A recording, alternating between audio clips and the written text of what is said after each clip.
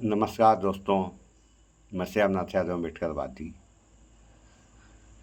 तो ये जो बजट पेश हुआ है वित्त मंत्री के द्वारा, तो क्या इसमें स्वास्थ्य और शिक्षा पे कम पैसा आवंटित किया गया? अगर कम पैसा आवंटित किया गया तो उसका लाभ जनता को कम मिलेगा, और यही हाल रहा तो फिर जनता के स्वास्थ्य और शिक्षा का क्या होगा? थोड़ा सा आप लोग इस वीडियो को देख लें, फिर आगे बात हो। का ऐलान किया है वो जरूरत से 73% कम है। यानी आपकी दवाई आएगी 100 रुपए में, सरकार केवल 27 रुपया खर्च करना चाहती है तथा जीडीपी का मात्र 2.5% खर्च करने का ऐलान किया गया है। यहाँ तक कि सरकार की 9 प्राथमिकताओं में से सेहत को जगह नहीं मिलती है। अपनी स्क्रीन पर देख लीजिए, जरूरत है 3.3 लाख करोड़ की और मिला केवल 91,000 करोड़। स्वास्थ्य बजट में बढ़ोतरी की बात करें तो यूपीए सरकार में लगभग 3 गुना हो गया, जबकि मोदी की एनडीए सरकार में 2.5 गुना ही हुआ। उस वक्त भी स्थिति बहुत अच्छी नहीं थी, मगर साहेब तो विश्वगुरु बनाने आए थे, उससे भी नीचे लेके चले गए। दैनिक भास्कर की इस रिपोर्ट को देखिए, दुनिया भर में स्वास्थ्य पर जनता की जेब से खर्च और सरकारी खर्च का जो औसत है वो ये है कि जनता 17% खर्च करती है, सरकारें 83% खर्च करती हैं, जबकि भारत में जनता 53% खर्च करती है, सरकार अपनी जेब से केवल 47% खर्च करती है। चीन की बात करें तो वो भी हमसे 6% ज्यादा खर्च करता है। अमेरिका, ब्रिटेन जैसे देशों से तो हम तुलना कर ही नहीं सकते, सपने में भी। यानी दुनिया के विकसित देशों में जब आप झांकेंगे तो पता चलेगा कि उनका सबसे ज्यादा खर्च शिक्षा, स्वास्थ्य, रिसर्च पर होता है, लेकिन भारत में इन्हीं कामों में सबसे कम खर्च किया जाता है। कल ही हमने देखा था कि कैसे मोदी सत्ता के दौरान शिक्षा पर खर्च पिछले 10 सालों में लगातार कम होता गया और उसके पहले की कांग्रेस सरकार की तुलना में कई बार आधा भी हो गया। यहाँ हम प्रतिशत की बात कर रहे हैं। इस बार मोदी सत्ता ने शिक्षा, रोजगार तथा कौशल विकास के लिए 1.48 लाख करोड़ खर्च करने की बात कही है, जबकि बजट था लगभग 48 लाख करोड़ से अधिक का। आप प्रतिशत निकाल लीजिए और दुनिया के देशों से तुलना करिए कि वो अपने बजट का कितना प्रतिशत खर्च कर रहे हैं और हम कितना कर रहे हैं। आज की स्थिति ये है कि दुनिया के टॉप 100 यूनिवर्सिटीज में भारत का स्थान नहीं है, कोई विश्वविद्यालय नहीं है। शिक्षा और स्वास्थ्य पर किया गया खर्च ही भारत की सरकारों की प्राथमिकताओं की पोल खोल देता है कि असल में ये लोग कैसा भारत बनाना चाहते हैं।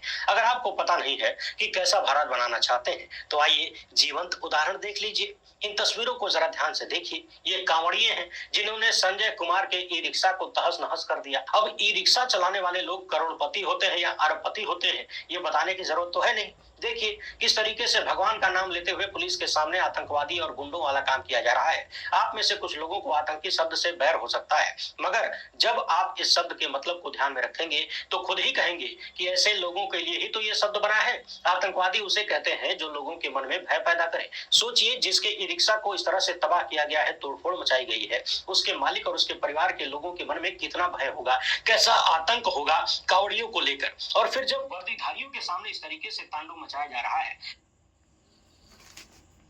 तो आप लोगों ने इस समाचार में देखा सुना, तो ये हाल है। जब इंसान का स्वास्थ्य नहीं सही रहेगा तो शरीर के साथ साथ उसके दिमाग का भी विकास नहीं होगा, और जब दिमाग का विकास नहीं होगा तो उसकी शिक्षा चौपट हो जाएगी। तो यह व्यवस्था अगर चलेगी तो देश का कैसा विकास होगा, इसको आप लोग भली भांत जानते हैं। नहीं जानते हैं तो जानने की कोशिश करें। और जब इंसान शिक्षित रहेगा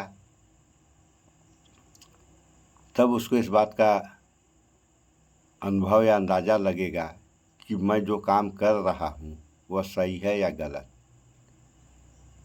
जब अशिक्षित रहेगा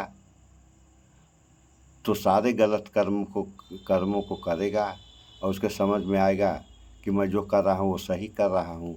जैसे अभी आप लोगों ने सुना कि कांवड़िए ई रिक्शा तोड़ दिए।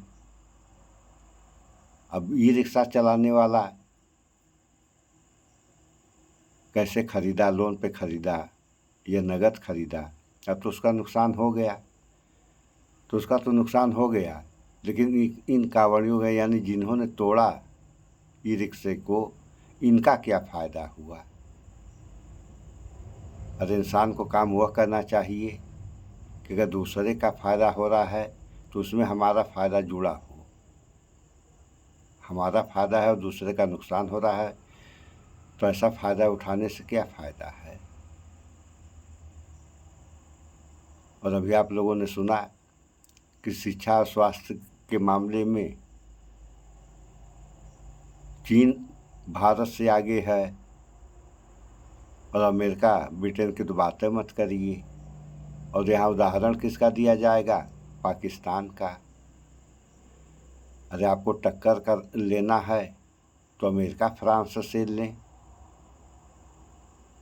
पाकिस्तान क्या है भारत के आगे?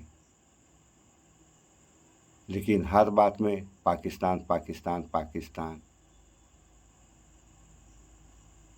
तो विकास के बारे में आप लोग सोचें। और हमारा मानना है कि कुछ चीज़ें जो हैं सरकार को फ्री में उपलब्ध कराना चाहिए, जैसे स्वास्थ्य से संबंधित दवाएं, शिक्षा, बिजली, पानी, ये सब सरकार को फ्री उपलब्ध कराना चाहिए।